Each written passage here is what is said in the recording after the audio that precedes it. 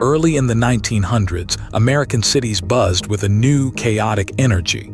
The streets became a wild mix of old and new. Horse-drawn carriages still clattered along, their hooves striking pavement. But now boxy, sputtering automobiles joined the fray. There were no lines, no signals, no rules of the road. It was a free-for-all, a constant dance of near collisions. Carriages, cars, and people all shared the same space. Each day brought more vehicles and more danger. Near misses were common, a terrifying part of daily life. But often, it was much worse than just a close call. Accidents were frequent, causing property damage and serious injuries. A broken leg or a lost life was a daily risk. Horses could spook, and early cars were unpredictable machines. Their brakes were weak and steering was difficult. Crossing the street felt like an act of bravery, not a simple errand. Parents worried about their children every single day. His mind was always working, always looking for ways to improve life, to make things safer or more efficient. He saw problems as puzzles to solve. Every day as he traveled through the city, he witnessed the chaos firsthand. The danger on the roads was impossible to ignore. There was no system, no guidance for drivers or pedestrians. It was a growing crisis with no clear solution in sight. Police officers tried to direct traffic by hand, but it was an impossible task. They often became victims of accidents themselves. Drivers didn't know when to go, when to stop, or which way to turn. Pedestrians had to guess when it was safe to cross. Every day brought new headlines about collisions, injuries, and lives lost. The problem was urgent and widespread. Garrett Morgan watched, not just seeing the chaos, but understanding its root causes.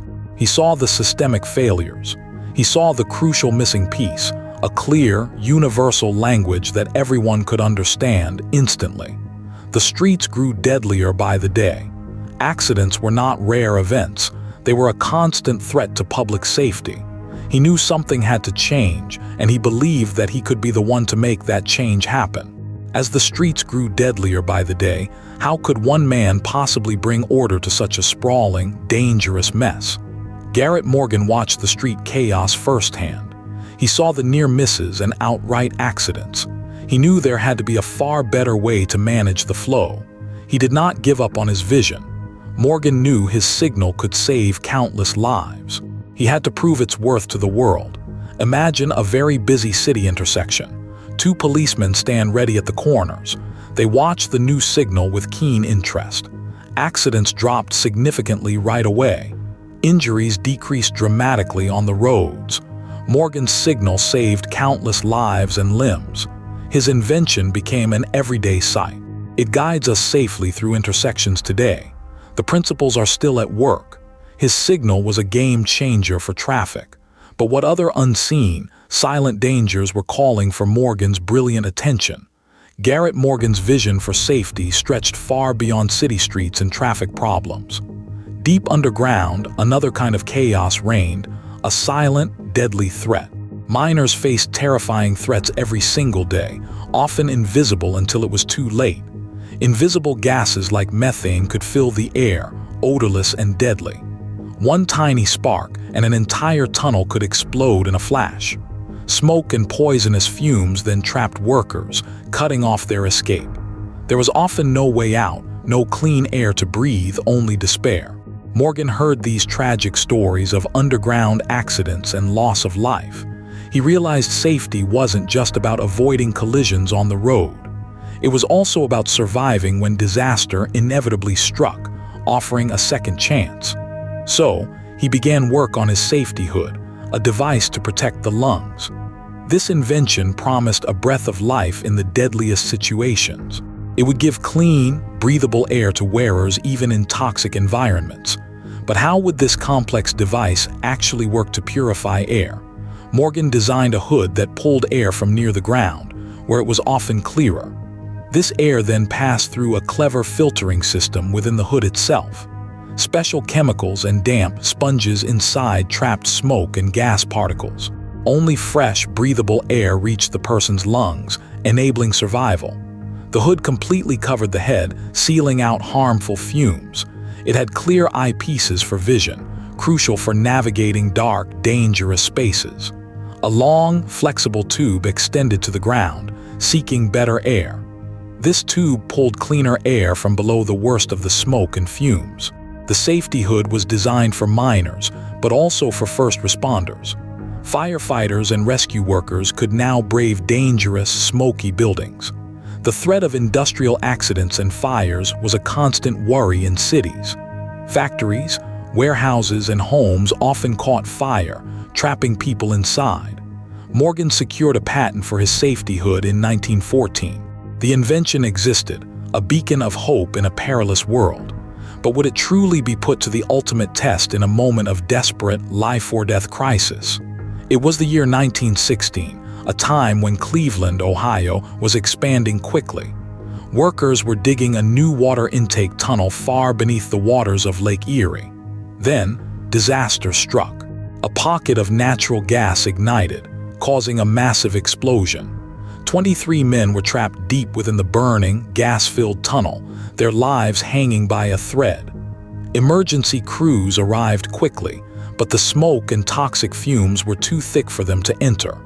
News of the tragedy spread like wildfire through Cleveland, reaching Garrett Morgan. He knew his safety hood, designed for firefighters and miners, was perfect for this very situation.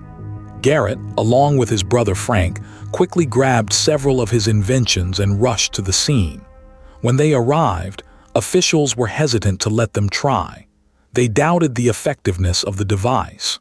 But with no other options and time running out, Garrett insisted on using his invention. He strapped on a safety hood, took a deep breath of fresh air, and plunged into the unknown. Inside, he found multiple men barely conscious.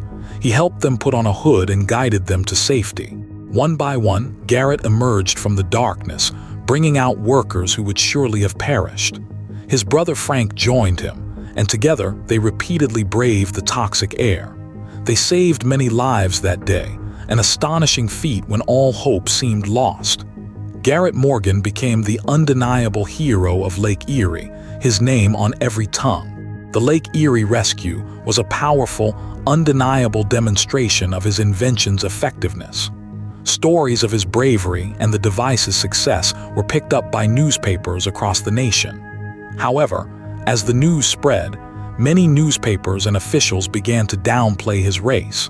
Some even credited the invention to a white man, or simply omitted Morgan's identity entirely. This was a common tactic to avoid giving credit to black inventors during that era. Despite these attempts to erase him, the invention itself could not be ignored. Fire departments and rescue teams across the country began to adopt Garrett Morgan's safety hood. It became a standard piece of equipment, saving countless lives in countless emergencies. Morgan's vision for a safer world was slowly but surely becoming a reality. His ingenuity and courage had a tangible, life-saving impact on society. The Lake Erie rescue cemented his place as a true American hero, but his bravery saved lives, and his invention became indispensable. Did society truly embrace the genius behind the man? Or was there still a deeper, systemic struggle at play? Garrett Morgan's story is a remarkable tapestry woven with two seemingly different threads, the bustling city street and the dark, perilous mine. We've seen how his brilliant three-position traffic signal transformed chaotic intersections into orderly paths for vehicles and pedestrians. And we learned how his innovative breathing device offered a vital lifeline to those trapped in smoke-filled, gas-laden environments. At first glance, these inventions appear to exist in completely separate worlds. One managed the flow of life above ground, the other saved lives deep below. Yet, a powerful, unifying vision connected them both. Morgan was driven by an unwavering commitment to public safety, a profound desire to protect human life from preventable dangers. He saw problems, and he envisioned solutions, regardless of the setting or scale. His genius was not just in inventing devices, but in foreseeing how those devices could fundamentally reshape human interaction with dangerous environments. But Morgan's journey was far from easy. despite his profound contributions and undeniable talent. Even as his traffic signals began to appear on street corners, and his safety hood proved its worth, he faced relentless obstacles. Racial prejudice was a constant, heavy burden that followed him through every step of his career.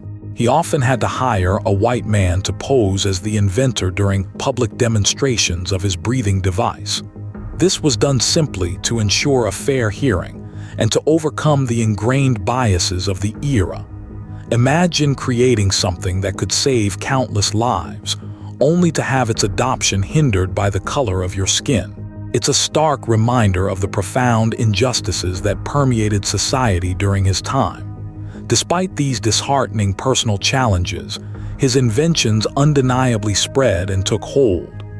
The three-position traffic signal, with its crucial all-stop interval, became a standard, fundamentally changing how cities managed their growing congestion. Urban landscapes, once scenes of frequent accidents and confusion, slowly became safer, more predictable places for everyone. His safety hood, later adapted and refined, laid foundational principles for modern breathing apparatuses used by firefighters and rescue workers today. It created a new standard for industrial safety, giving workers a fighting chance against unseen, deadly threats. Garrett Morgan's vision didn't just create products, it established entirely new paradigms for safety and protection. His work fundamentally reshaped urban planning, influencing how we design our streets and manage traffic flow.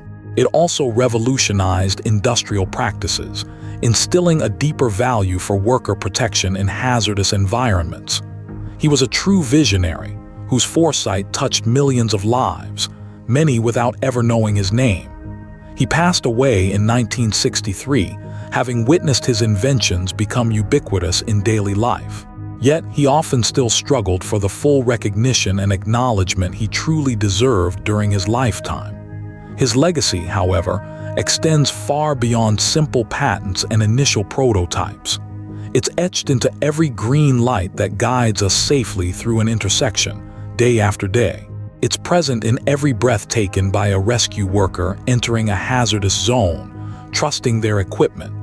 His life reminds us that true innovation often comes from a deep empathy for others, a genuine desire to improve their lives.